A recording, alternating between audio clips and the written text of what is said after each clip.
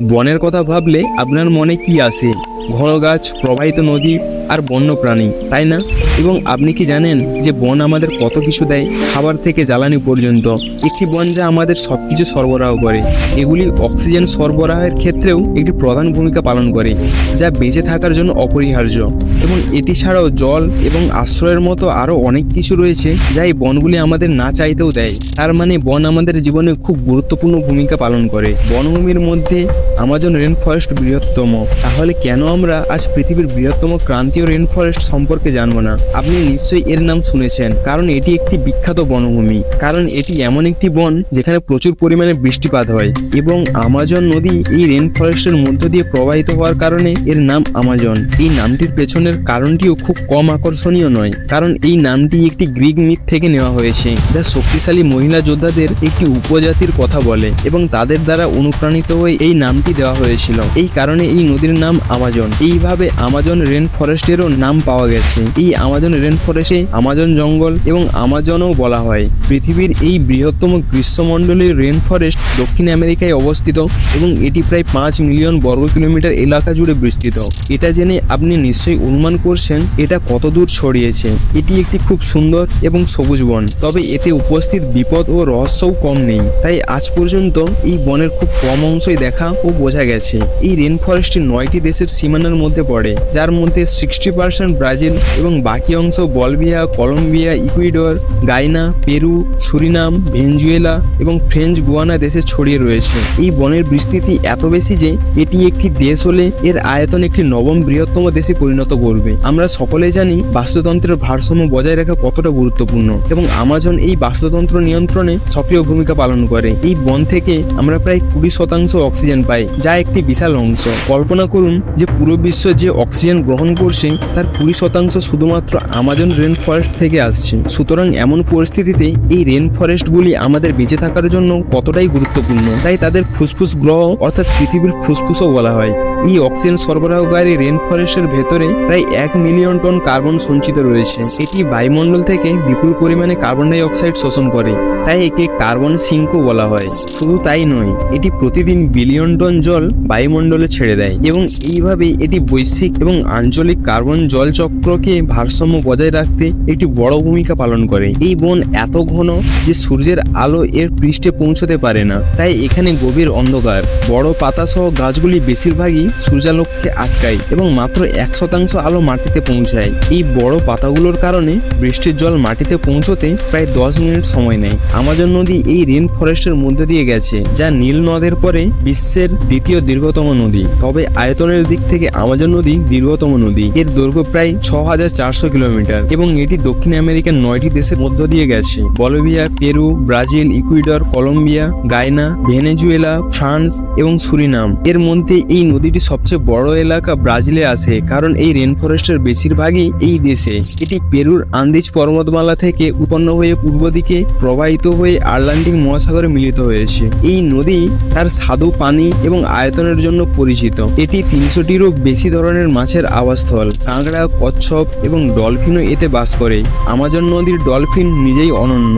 একে pink river dolphin বা বোটো বলা হয়, যা দেখে একটি অনন্য অভিজ্ঞতা হতে পারে। এবং কল্পনা করুন অ্যানাকোন্ডা দেখার অভিজ্ঞতা কেমন হতে পারে, কারণ এটিও এই নদীতে বাস করে। এই নদীটি অনেক বড়, কিন্তু এর ওপরে কোনো ব্রিজ নেই, কারণ এই নদী যেখান দিয়ে প্রবাহিত হয় তার মধ্যে কিছু জনবসতি খুব কম, সেখানে সেতুর প্রয়োজন নেই। এবং যেখানে জনবসতি বেশি সেখানে এক তীর থেকে অন্য তীরে যাওয়ার জন্য অনেক সুবিধা রয়েছে। এই নদীর তীরের মাটি অন্যান্য নদীর তুলনায় অনেক নরম, তাই এর কারণে সেতু নির্মাণের চিন্তা থাকলেও তা সহজে হবে না। এসব কারণে আমাজন নদীর ওপরে এখনো কোনো সেতু নির্মিত হয়নি। আমরা আমাজন নদী সম্পর্কে অনেক কিছু জানলাম, যা আমাদের রেন ফরেস্টের মধ্যে দিয়ে রয়েছে। অতএব এখন আমরা এই রেন ফরেস্টে বসবাসকারী প্রাণী এবং উদ্ভিদ সম্পর্কে জানবো, কারণ এই বন অনেক উদ্ভিদ ও প্রাণীর আবাসস্থল রয়েছে।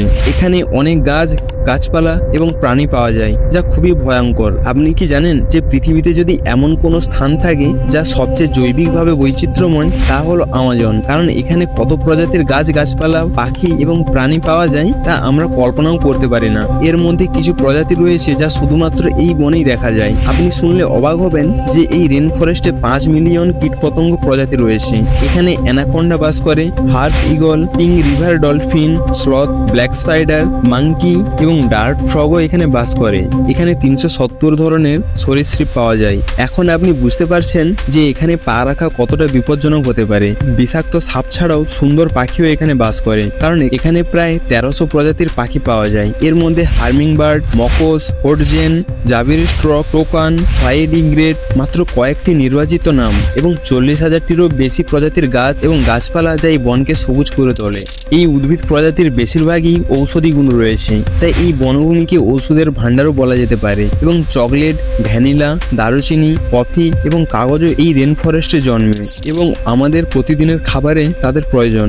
মানে রেন ফরেস্ট খাবার থেকে ওষুধ সবই দিয়ে থাকে।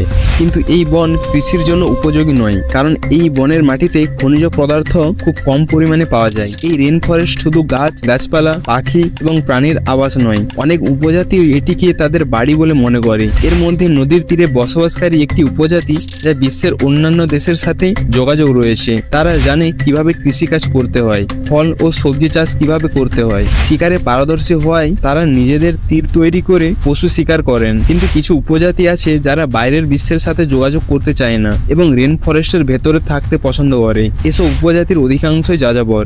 একবার ভেবে দেখুন, আমাজন রেন ফরেস্ট সবাইকে আশ্রয় দেয়। মানুষ বা পশু সেটা কোনো ব্যাপার না, তিনি শুধু দিতে জানেন। এই রেন ফরেস্ট দক্ষিণ আমেরিকার জিডিপির উন্নতিতেও সাহায্য করে, কারণ দক্ষিণ আমেরিকার জিডিপির প্রায় 70% আছে সেই সব এলাকা থেকে যেগুলো এই রেন ফরেস্ট থেকে জল পায়। এই রেন ফরেস্ট যা সবাইকে অনেক সাহায্য করে। সাহারা মরুভূমির বৃদ্ধিতে সাহায্য করে, যা একটি সারের মতো কাজ করে, কারণ এই বনভূমি থেকে বাতাসের সাথে এই বনে যে ধুলো আসে তা ফসফরাস সমৃদ্ধ, এবং এটি রেন ফরেস্ট বৃদ্ধিতে সহায়তা করে। এখন এটা জানার পর বোঝা গেল প্রকৃতি জানে কোথায় কিভাবে সাহায্য পাঠাতে হয়। এই কারণে সাহারার বালি আমাজনকে সাহায্য করতে পৌঁছেছে, এবং কত লোককে সাহায্য করেছে তা কে জানে। কিন্তু আমরা মানুষ, আমরা কি করছি?